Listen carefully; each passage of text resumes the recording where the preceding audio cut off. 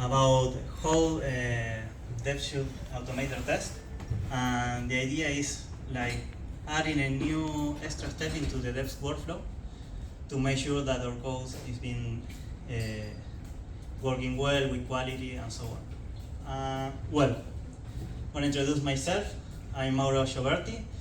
I've been working as a software engineer in .NET more than 10 years. Well, an Argentinian guy living in Barcelona. This avatar also should look like me, I don't know. What else? Also, I'm a mentor enthusiastic. I've been teaching in high schools. In high school, also I've been running courses from some companies. Well, also I love to test my applications, improve the quality of my code, and well, also love clean code. So I always like to write code well. Well, let's continue. So why automate? Basically, this page. So the speed unit test, bugs can still appear. So we can say that we got unit tests, functional tests.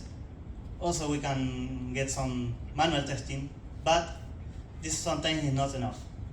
So also what I wrote here in the presentation, production bugs could happen. The impact of not using automation could be like we lost time, we can frustrate teams, and of course we're gonna get some key benefits like improving our speed, improving our quality, focus in build and not in retest, and of course confidence. The idea is to get our teams working stronger and better.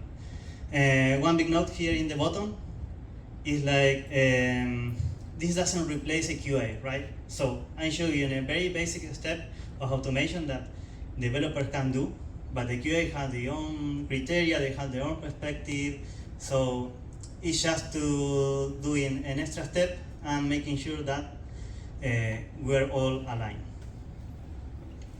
So look at this graph. So far just forget the exact numbers, but this is a representation of a real average company, how they spend money and have tests, right?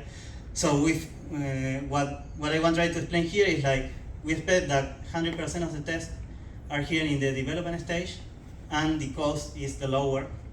Like here, I put it 1K, right? And then if we go into the staging phase, we're saying that it's 3 times expensive, 3K, for example, right? And then in productions, fixing a bug in production is 10 times expensive than development, right? So we always want to avoid getting bugs in production. That's the thing. Also, this is a 10%, but in a real scale, we always want to get less than a 10%, right? So let's continue the next slide. And well, this is something that we always expect. So first of all, this is like a Scrum board. And what I'm trying to show you here is like, all right, there are 3 different scenarios. The happy path is that one that we added the new endpoint, right? The task was done, everything is okay, and go to QA, right? This is the happy path. But then we can do several other ways, right? For example, here we can put as example that we added a new endpoint, but it's returning a 400, a bug request, right? And what will happen here without that automation, for example? So we're gonna move a ticket with a 400 without testing it, and the QA will blame us. I will say, hey, you didn't test it, the thing that you delivered. What are you doing here? Or maybe they can blame you, I don't know. But this is what this is one of the things that we are trying to avoid, right? And the other thing that this is like a big loop, right? Let's say that we added a new endpoint. Instead of returning a 200, it's returning, I don't know, a 201. The QA doesn't realize that because the endpoint was working, but not with the expected behavior. And this gets to production. what's happened here? So we're gonna be having issues in production, maybe last minute change, working after hours, and of course we're gonna lose money. So if you work for a financial company or some critical services, you will have a service outage. So we always want to avoid this money loss. All right, another thing that I wanted to show you is that automation is universal, right? So this here I'm showing you in a backend, but this works for a monolith, this works for desktop application, this also works for microservice, whatever you want, and also it's language agnostic. Here I'm gonna show you a demo with an example in .NET, but also I will show you the same example in JavaScript because I wanted to show you that difference, right? It's very similar, but it only changes the stack, right? Well, here in the next slide, I know that many of you knows Uncle Bob, but I like that quote of him that says the only way to go fast is to go in wall. What does it mean? Well, if we take shortcuts, we are trying to do things faster, something will be slower. And if we focus on quality from the scratch, this is the real speed, because we don't have to live with headaches after hours or then later, right? So well, now I want to introduce a little bit of the demo that I'm going to show you. So let's imagine that we have a microservice, right? We're going to explore some example. This microservice I did is like a real approach of a real microservice. So I'm trying to show you an example of the real world, right? And we're gonna do some automation here. This microservice is related with appointments, right? And well, how it works? It uses SQL Server for database. It uses RabbitMQ for communication, so it's event driven. And we have some endpoints, for example, the get, post, push, patch, delete, message bus. We are sending just messages to the bus when the events are created, updated, so on. And we got a listener that reacts when we do an update of an appointment and so on. What do we want to automate here? Well, first of all, we want to be ensuring that the HTTP response for the CRUD are working well. So if we expect a 200, we're going to check a 200. Then we can do just a data comparison, the data that we are expecting, right? And of course, we're going to test the message publication and the listener behavior. All right. So, well, this is some code. I will move from those slides quite fast because I will show you a demo, and the idea is not just to showing you some bold screenshots so far, but I'm gonna explain you this real quick, and then we're gonna see this in a demo, right? This is an example for the get by ID. This is a very common example. Like we create a request with a valid ID. We expect a response. We create the response that we expect here. Then we execute, and we expect several things. The most important thing here is like, okay, it's a get, we expect a 200 okay, right? An HTTP status 200. Then we expect some data, and we do some comparison. What else? We got the create. Bless you. The create is very similar, so we subscribe to the event because the create will trigger a created event. We create a body here for the post, right? And then we just execute the endpoint, we capture that event, and we do some comparison. In that case, we can check the HTTP created, we check the data, and also we can just compare the payload that we sent and the data expected, right? That everything goes well. Very similar with the delete, so it's And so we expect a no content at 204. Also, we can capture the delete event, and we can check if the delete event is similar with expected. This is optional. Maybe we may want just to check the event and the 204. And this is a bus update. This is just when we trigger the bus, we publish an event. In that case, we want to update something. And for doing the answer of our test, it's just okay. We publish the event, we call the get endpoint, and then we just compare the get endpoint and the data that we updated before calling the event, right? So, well, I think now is the fun part. Let's get our hands dirty and gonna see the demo. A second. First of all, well, this is a .NET solution, right? I did this like a read domain model is also running a clean architecture. This code is public in GitHub if you want to download and so on. It is fully covered by functional tests, unit tests, but I don't want to step in this because I'm just showing you automation. You can see it. Gonna run this, and in the meantime I will show you how this works. Basically, this works in a Docker. When you run the application will start a container. In that case, we use the SQL Server for database and the RabbitMQ for the event messages. Okay, hello. Look like it's running so far. And here we got some scripts, right? We got some pre-execution scripts because when we want to test backend, sometimes we want to drop and recreate database. For example, we want to reset some appointments and we want to fill here some testing data. And here I just added some scripts for the demo that I will show you in a while. So I just add in a new value, a new appointment to the delete, another appointment for the get, another for the bus update that we're gonna do, right?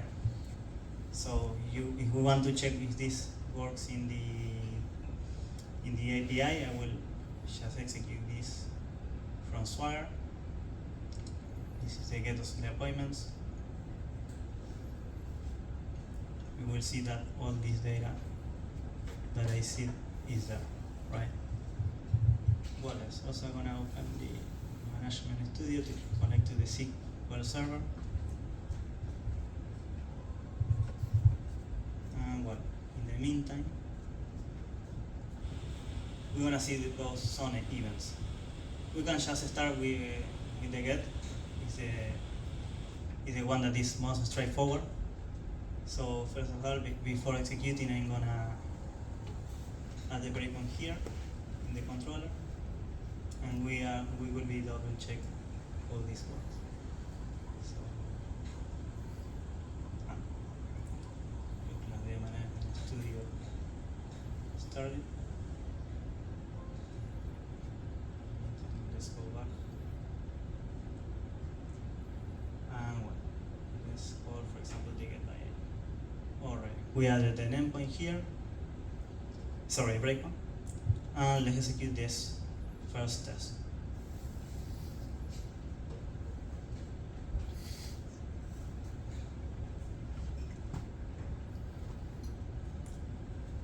Looks like without the power that laptops runs a bit slower.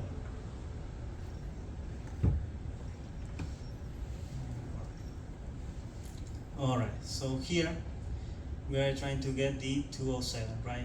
The ID, the appointment 207. In that case, so we can check in the database that this exists. So we already checked it in the pre-execution script, but we can just check this here again.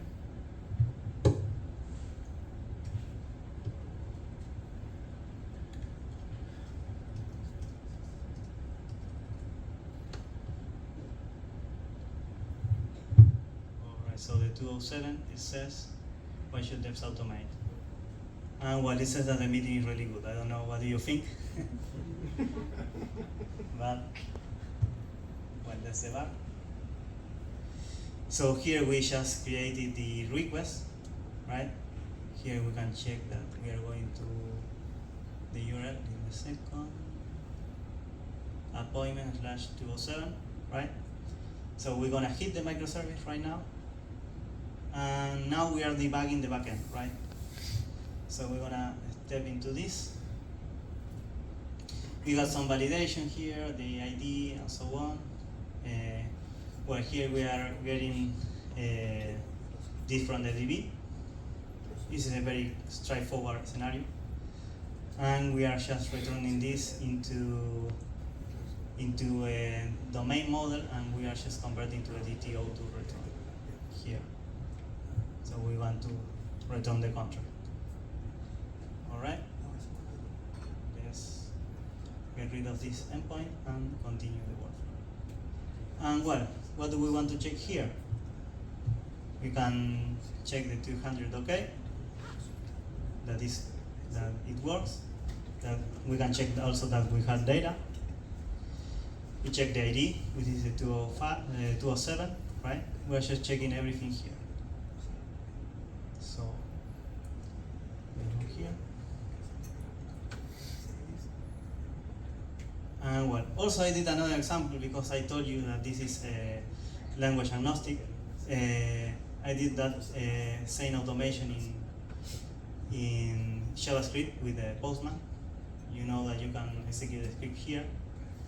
And I just did the same example that I showed you. We are not going to debug, but I just gonna execute and show you how this works. And it gave me this, and in the test result, sorry, this is because I did a very similar example for another company. All right, let's run it again. All right, the test passed. And it's the same, and you can see it also in JavaScript. So the idea of this is to use the same stack that the developer is using. Your development is running in Java, the idea is do this in Java, right? Your development is using a backend in TypeScript, okay, you can move to Playwright and use TypeScript, you know? So, well, what else? We can see a post, and then we're gonna call the event trigger. So, same thing here. Let me check the post. Gonna add a breakpoint here also.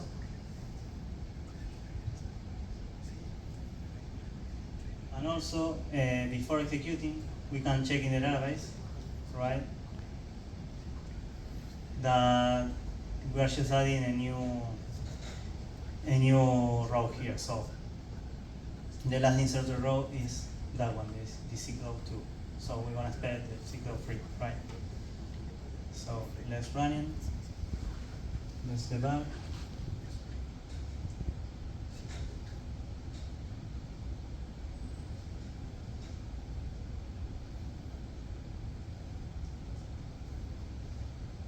All right. So same thing here. We're gonna subscribe to the event bus.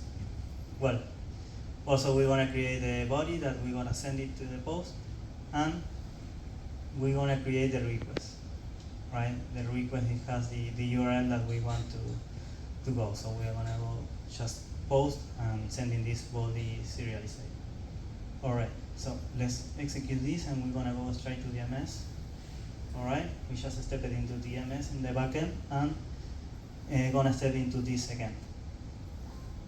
Okay, yes. And same thing here. So we're gonna go to the use case. Well, this is, I told you that this is a domain rich model. It's not domain driven, but you see here we got some validations there in the domain. Anyway, that's just an extra. Right. Also, we're gonna add to the database. So at this point, we're gonna see a new row here in the database, right? This is go free, which is the one that we send it to the backend. So let's keep debugging. I'm gonna map this to a created message.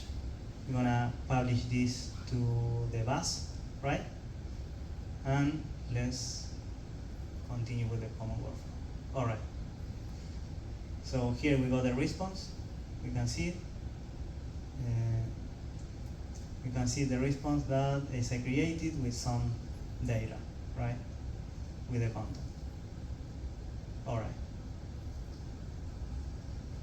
So let's keep debugging. First thing we want to check that this is an HTTP status 201, which is created. We want to check that we get data in the response and also in the event. Related with the ID, we just want to know if the ID is greater than 0, which is true. And also we can check the ID that we receive in the event with the one that we sent. And of course the data comparison, so the post payload that we receive with that we send between the one that we receive, right? All right. I'm gonna show you two more examples real quick. So I wanna show you a delete, and then we're gonna go to the event bus. We're gonna trigger an event, and that will be it. So let me put the breakpoint in the delete.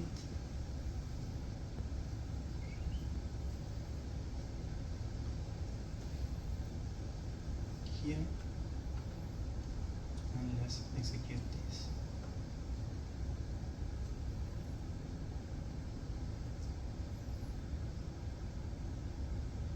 Let's run.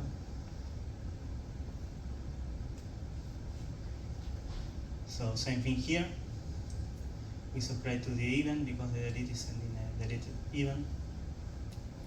We can just create a request, delete /107. We can check this here. Appointment /107. So we execute. When I see this, before deleting it, we're gonna check if the one that we want to delete exists. If not, we're gonna send a not found response, right? In that case, this exists. What is the one that we are deleting is the 107. So if you want to check here in the database or in the API, the 107, you can just go here. Try it out. 107. Of course, I'm debugging, sorry. So we show you in the database. 107, that one. So I'm gonna get rid of that one. And we got now 20 rows. All right. So let's keep debugging. We want to remove, and we also want to map to a delete message, and we publish the event, and at this point everything will be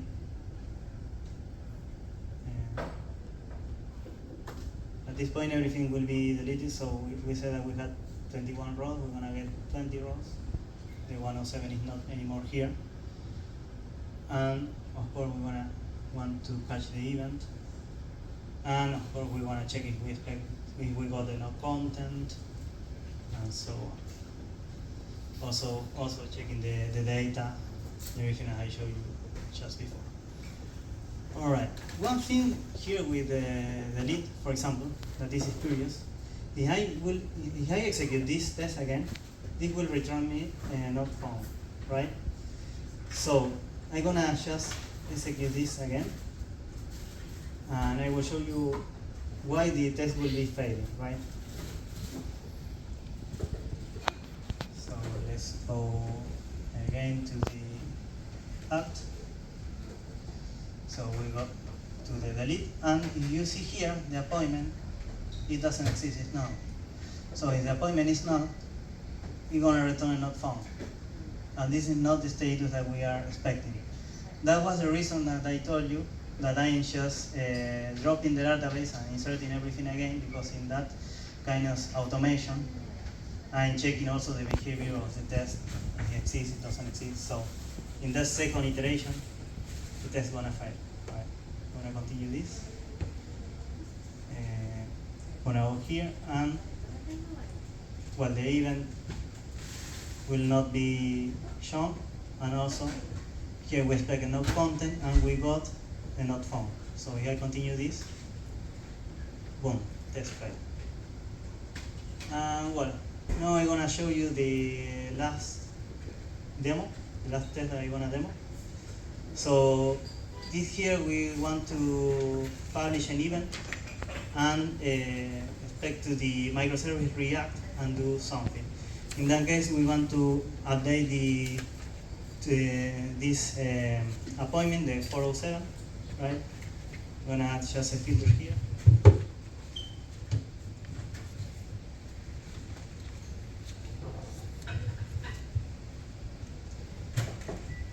So we want to update the title, and we're gonna update this description, right? Let's pretend that this title majorly changed thanks to automation, right? All right, so I'm gonna execute this. And before starting, I'm gonna add a breakpoint in our backend. So let me do it now real quick.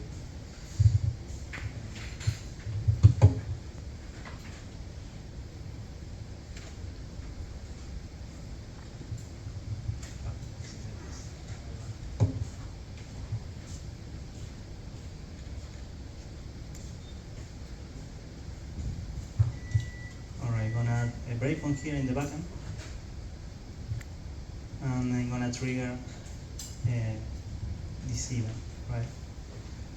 What do we want to do? We want to put as a title automate all things, updated title, and this appointment was updated. Well, you can tell me if it was an epic demo or not. Just a show. So well. First of all, we expect some notification type. Well, here we are getting the appointment by the repository. Of course, this does exist because we check it here in the database, 407. Also, in the first call that we did, should be there. I think they call it to this. We have here, I think, in 407. Yeah, here's it, right? So we're gonna update this one. And also the status is 1, and we should send it the status. I think. Let me check it. Yeah, we are sending the status 2, right? And the status that we had is the 1. All right, so let's trigger this update. We mark the notification as sent, and we just do the update. Well, also if we want to check in the database, this title will change and this description too. And also the status is going to be kind too. As you can see, right? We updated the title. This was updated. I will not say that it's or not an epic demo. And well, the status already changed. So let me keep finishing that test. And well, here to test how we can do it. Well, we can just call the get endpoint to see that the notification event that we updated is what, right? So here we call the get. We got the get response, and first of all we check that we got something existing, right? We get the 407 and it was okay. All right. So this has data, of course. I'm gonna check these things. All right. I'm gonna check the title, that is the same that I updated. The description is the same that I updated, and the status that it was 1, now it's 2, right? So all right. So now, also, if you want to clone this repo or something, I should show you something. I'm gonna share you then the resource. You can download this presentation, this code, everything. So I can just check out to master.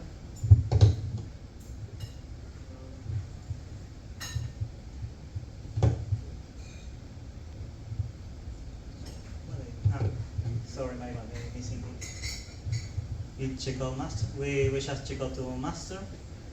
you can just run this microservice. We got two environments. One is for development, because the idea of this profile is to get the profile to the dev when it's working, and the one when you are automating, right? Or executing your test. And then, of course, you can just run this test suite. Several tests I did here. There are 29 automated tests. You can explore them, you can execute, and so on. Well, this will take a while in start. Maybe let's see the database not filled yet. And let me get rid of this. And what? Also, you want to run it.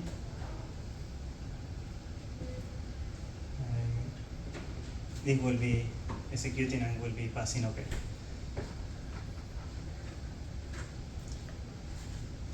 Just give it a while to finish.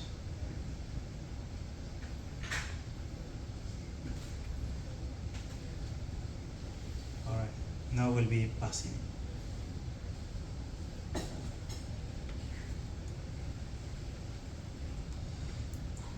you see, all green as we want to to see always, right? All right. So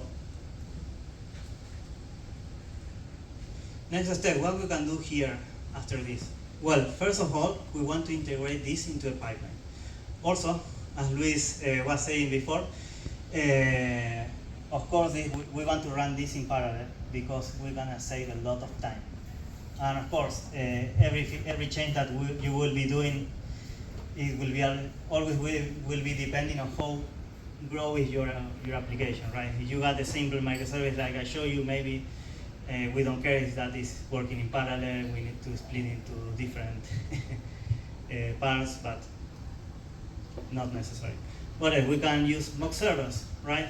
MoT server, well, when we want to interact with an external service, I don't know, maybe a currency service, something that is not part of us. Maybe we don't want to trigger in the pipeline an external service from another company, right? So we can use MoT servers and emulate that response. And well, this is just a basic flow that I show you. It's not very complex, but you can integrate with whatever you want. You can use a data streaming service. You can also integrate with an AI agent. So whatever you want to do to grow this is fine. So, well, I think we got the end of the meeting. So, if you want to scan this QR, you will have some links to the resource. You can clone the repo. You can get this presentation also if you want, whatever. You can contact me also. Well, this is my real number, so please don't mean Spanish free I am. But, well, if anyone has some question or something, I know all of you.